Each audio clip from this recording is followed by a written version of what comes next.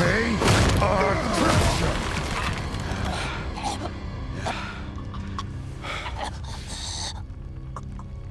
I am so lonely. That is the most interesting, psychologically fascinating scene of the entire season. I would say actually of all the seasons. I think that this scene really shows that inner dynamic that can happen. Does this happen to people?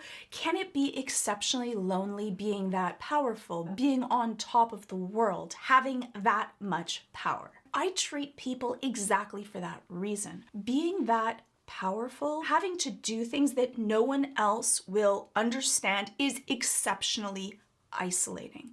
No one else will get it, but also our culture is not great with being able to accept people in places of power and knowing that they have vulnerabilities. That is looked down on, seen as being a weakness. And because of that, it is a vulnerability that people don't feel comfortable to share. People are actually mocked for sharing their feelings, their vulnerabilities, the things that they feel on the inside. And culturally, that is something that affects men more often than women, because it's taught that men are just supposed to suck it up, pull themselves up by their bootstraps, and they worry about being mocked by other men and women in the culture and looked down upon. And right now, our society is very mocking of people that have differences or want to share something. And so that makes people close up even more. But if you don't want to share your feelings, that's all right also. This is a choice that you should make.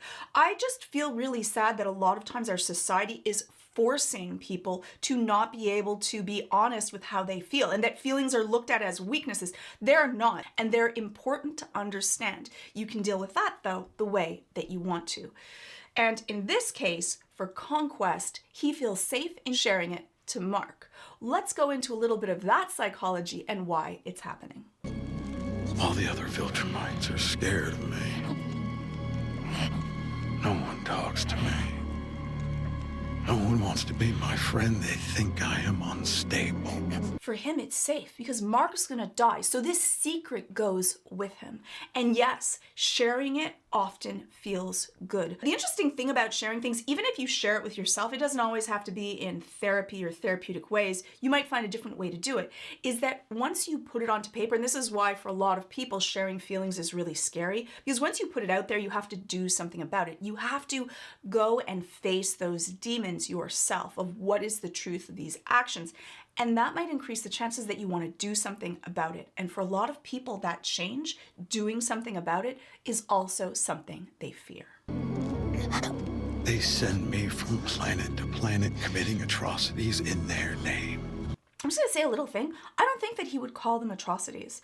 I think that that would not be the way that Conquest would look at this. I think that he would look at it as eradicating impurities and that he's doing something good. So it's an interesting twist that he looks at this as something horrible that he's doing. But I don't think that it would probably be the truth to his character. I think that usually bad guys don't actually look at themselves as bad guys. They usually have their own justification for that, and they believe it completely. And as I get better at it, they fear me more and more. Wouldn't you? Wouldn't you also? If the only thing that your society runs on is power and fear and being strong, to have someone that is so much stronger than any of you put together would be terrifying, especially when you've created this monster where weakness is something that you have to eradicate. And if you're not strong enough, you should be destroyed. Then having someone that you have taught this to that believes it vehemently, then that becomes the monster that you can no longer control. What happens if it's upset at you for doing this to it?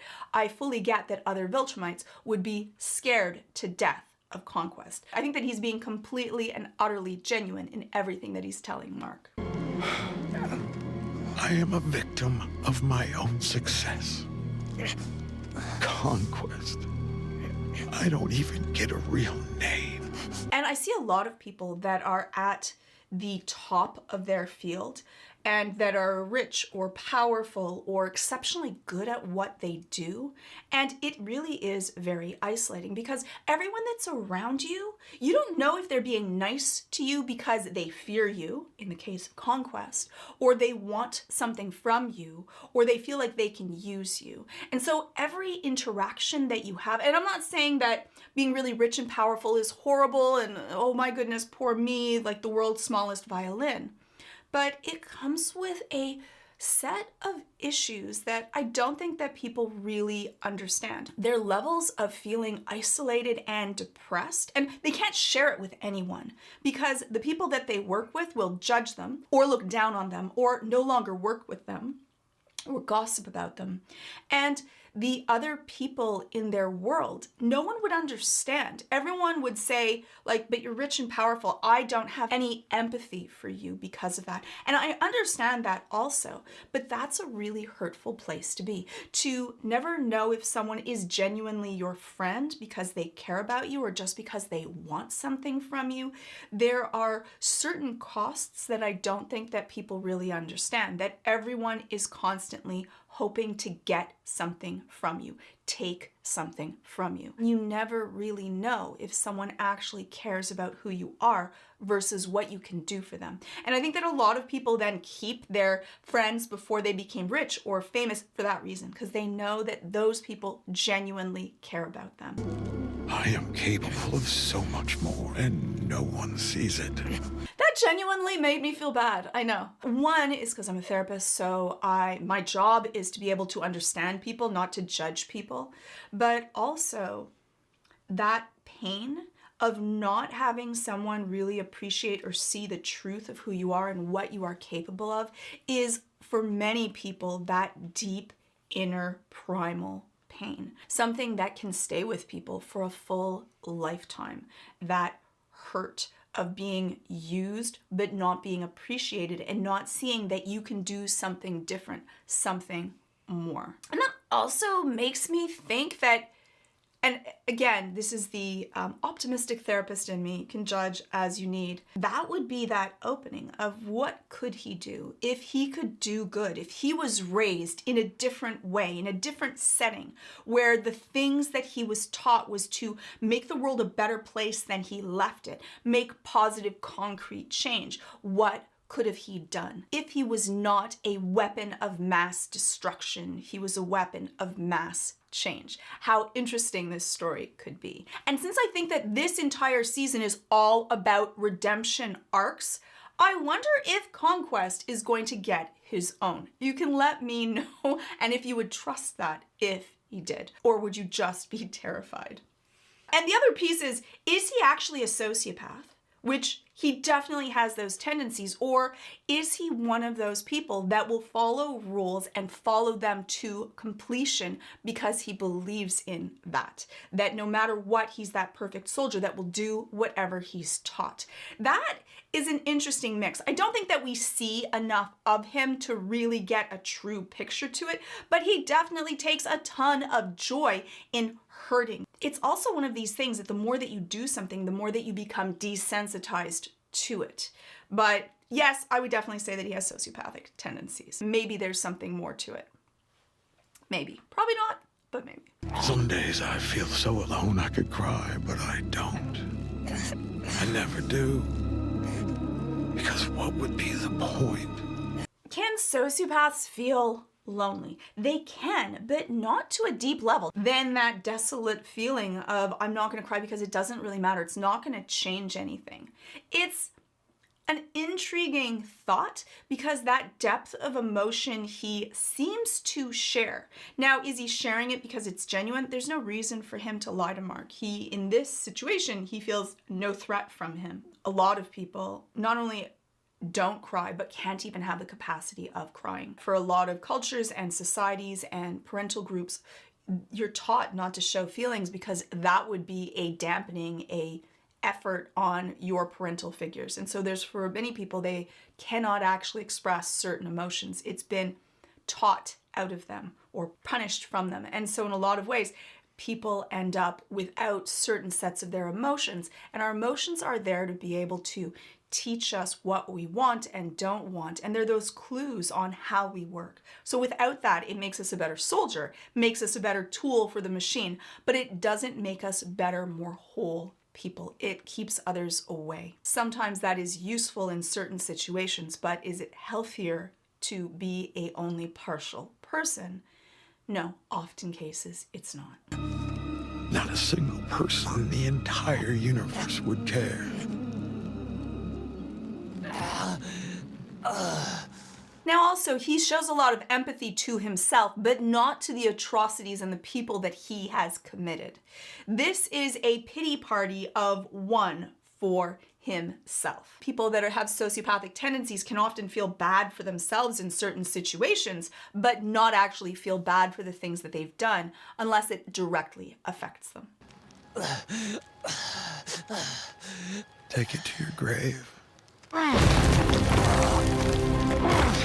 And that's why he's able to share it with Mark, because it ends here. I think that for a lot of people also, it is easier to talk to someone that doesn't really know them or isn't going to affect their world, that isn't going to judge them for it, or that judgment will not have an effect. And so it's a venting off where you might feel lighter for sharing it, and you don't have to worry about any of the repercussions of being able to tell someone else. And that's why confidentiality matters so much, because then you can share it without worry of judgment or repercussions. And therapists were often looked at as we're very judgmental because we hear everything, but because we hear everything that everyone's ever done constantly, we're the least judgmental people. We understand that human nature and that we are all capable of all kinds of things, good and bad. And our job is not to judge, but to be able to empathize, understand, and be able to help.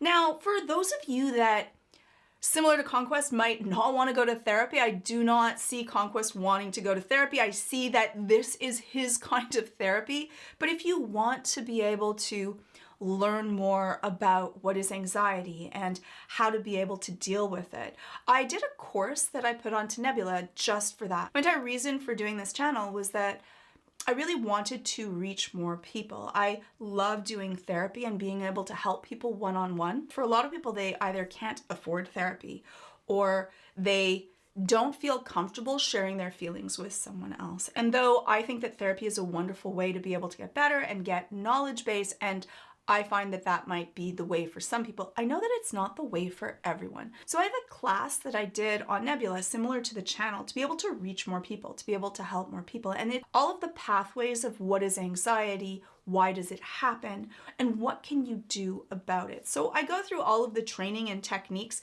that I would do in sessions, and I put it into this course so that you can just watch it in your home where you feel safe, watch as much as you feel comfortable, and I give concrete examples of what to do and why. Tips and tricks, definitely, but also concrete examples of if you want to fix this, if you want to fix your negative self-talk, if you want to fix the type of maladaptive coping mechanisms that you might have, what are they and why? And I think that that's the key, is that if you understand something, it makes it so much easier to be able to unravel it.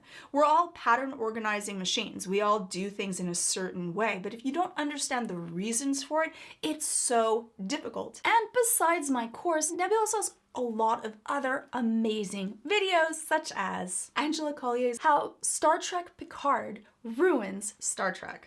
That is definitely controversial. Check it out. Jessie Gender After Dark Daredevil Born Again series premiere review. And Patrick H. Williams, Patrick Replies What's Next After Superhero Movies. And they have exclusive originals. They have The Getaway, I'm on it. And also they have Lindsay Ellis's We Don't Talk About E.T., I just did. I guess it's like Fight Club. And you can sign up using my exclusive link. You could use other people's links, but please use mine. My channel, I need it. Please help out. And if you like it, which I'm sure you will, you can sign up for an annual plan of Nebula for 40% off, $36 a year. And clicking on that link really does help out my channel. So thank you to Nebula and thank you to you. Hopefully I'll see you the next video. That is the most fascinating scene. I really loved it. You can let me know what your thoughts are of Conquest in the comments below.